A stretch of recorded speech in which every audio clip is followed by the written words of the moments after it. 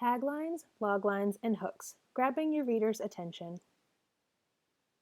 You might think this trio are all the same thing, but there are slight differences, and when it comes to being a successful author, the devil is in the details.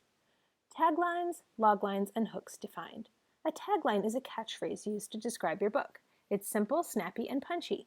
You can think of it as you would the handful of words you see on the front of a book, slapped on the cover like a big tag. Example, a gripping, otherworldly adventure. Logline. A logline consists of one or two sentences that relay character, conflict, and stakes. It's ideal if you can work in a hook, the element that makes your book stand out. The hook is what makes your familiar story fresh in the mind of readers.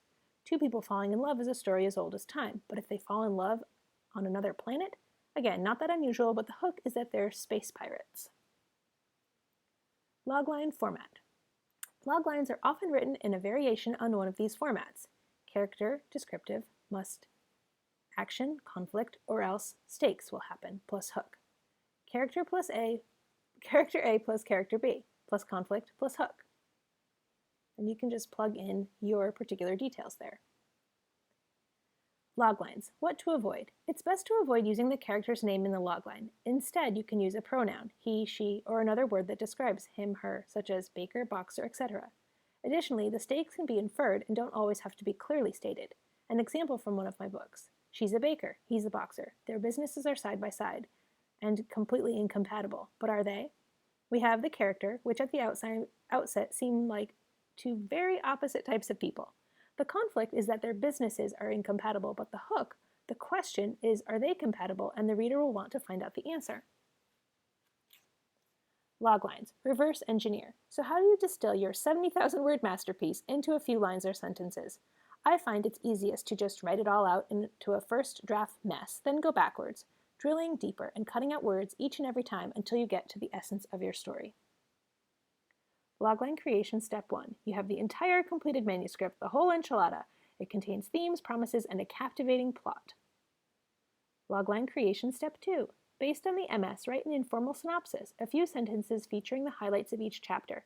At the top, you will write, spoiler alert, because you tell all. This can be from 1 to 3 pages long. You can always use this to write a formal synopsis if intending to publish traditionally. Logline creation step 3. Take that condensed version of your manuscript and write a description, no greater than a page in length, preferably 3 or 4 paragraphs detailing character, goals, conflict, stakes. Don't include any spoilers. This is similar to your book's blurb, what will appear on its sales page back cover. And hey, you're one step closer to writing that description, so look for a how-to in another lesson in this module. Logline creation step 4. With the description in hand, highlight the main characters and then a word or two about the conflict, stakes, and perhaps the element that sets your story apart, the hook. Logline creation step 5.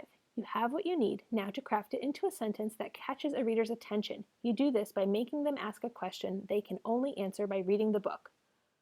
Will the boy and his dog be able to save the world? Will the baker and boxer fall in love? Will the team overthrow the enemy? Usually the answer is obvious, of course, but by including your hook, the reader then wants to answer another question. How? How will the boy and the dog save the world? How will the baker and boxer fall in love? How will the team overthrow the enemy?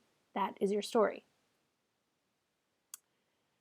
So the writer who breathes more words than he needs is making a chore for the reader who reads, Dr. Seuss. In all cases, remember to keep it clear and